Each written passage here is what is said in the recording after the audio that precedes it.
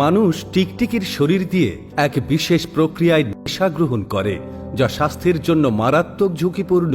কেন টিকটিকিকে প্রথম আঘাতে হত্যা করলে রাসূল সাল্লাল্লাহু আলাইহি ওয়াসাল্লাম 100টি নেকির ঘোষণা দিয়েছেন? নবী ইব্রাহিম আলাইহিস সালামকে আগুনে পোড়াতে টিকটিকি কেন সাহায্য করেছিল?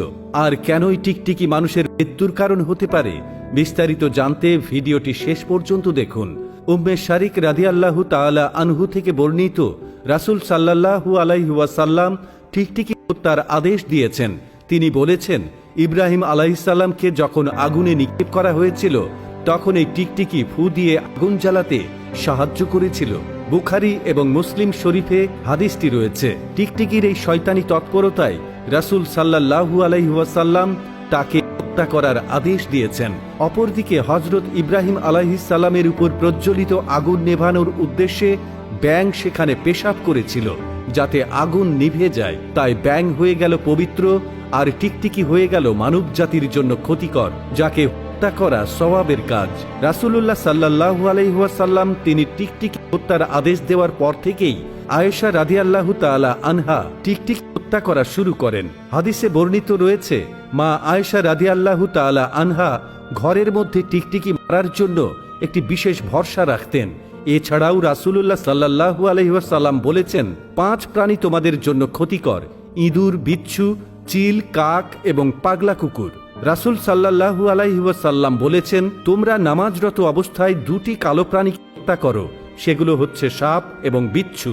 যে ব্যক্তি প্রথম আঘাতে টিকটিকি মারবে তার জন্য রয়েছে 100 সওয়াব, দ্বিতীয় আঘাতে মারলে তার চেয়ে কম সওয়াব এবং তৃতীয় আঘাতে মারলে তার চেয়েও কম সওয়াব। কেন টিকটিকি মারতে বলেছেন? বর্তমানে বিজ্ঞানীরা গবেষণা করে জানতে পেরেছে, টিকটিকি মানবদেহের জন্য মারাত্মক ক্ষতিকর। এরা সরীসৃপ জাতীয় প্রাণী।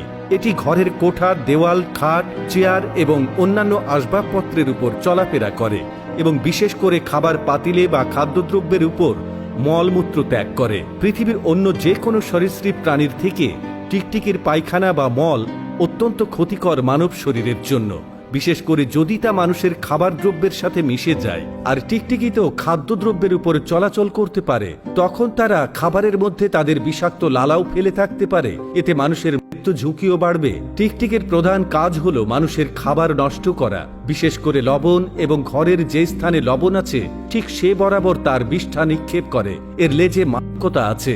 আপনারা অনেকেই জানেন না, পৃথিবীর অনেক বড় বড় নেশাখোররা টিকটিকির লেজকে পুড়িয়ে তা দিয়ে নেশা করে থাকে, এবং এই নেশা একবার উঠে গেলে তখন টিকটিকির জন্য তারা পাগল হয়ে খুঁজতে থাকে। এমনকি নেশার জন্য টিকটিকি বাণিজ্যিকভাবেও কিছু কুচক্রী মহল উৎপাদন করে থাকে। বলা হয়ে থাকে, টিকটিকির নেশাকারী ব্যক্তি 3 থেকে 4 বছরের বেশি বাঁচতে পারে না। এটি এতটাই বিষাক্ত। এটা একদিক থেকে নানাভাবে মানুষের জন্য ক্ষতিকর এবং অন্যদিকে ব্রণ ব্যাধি নেশার উৎস।